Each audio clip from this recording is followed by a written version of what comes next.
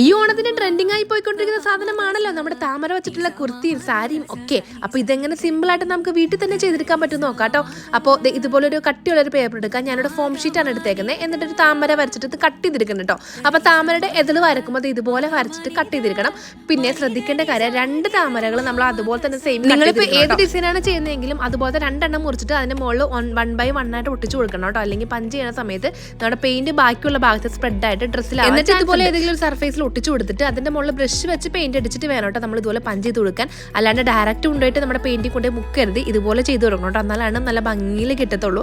പിന്നെ നമുക്ക് ഇത് നല്ല പോലെ ഉണങ്ങി കഴിയുമ്പോൾ അയൺ ചെയ്തെടുത്തിട്ട് ഇഷ്ടമുള്ള പോലെ വേറെ എന്തെങ്കിലും ഡെക്കറേഷൻ പണിയുണ്ടെങ്കിൽ അതൊക്കെ ചെയ്തിട്ട് യൂസ് ചെയ്യാം കേട്ടോ. നിങ്ങളിപ്പോൾ ഇന്ത്യക്ക് പുറത്തുള്ളവരാണെന്നുണ്ടെങ്കിൽ ഇതുപോലെ താമരയുടെ ഡിസൈനുള്ള സെറ്റ് മുണ്ടൊക്കെ കിട്ടാനും കുർത്തയൊക്കെ കിട്ടാൻ പാടുള്ളവരുണ്ടാവും. അപ്പോൾ ഈ ഐഡിയ ഇഷ്ടപ്പെട്ടെങ്കിൽ നമ്മുടെ വീഡിയോ ഒക്കെ ലൈക്ക് ചെയ്യാനും ചാനൽ സബ്സ്ക്രൈബ് ചെയ്യാനൊന്നും മറക്കണ്ട. അപ്പോൾ നിങ്ങളുടെ ഫ്രണ്ട്സിനും അയച്ചു കൊടുക്കണേ.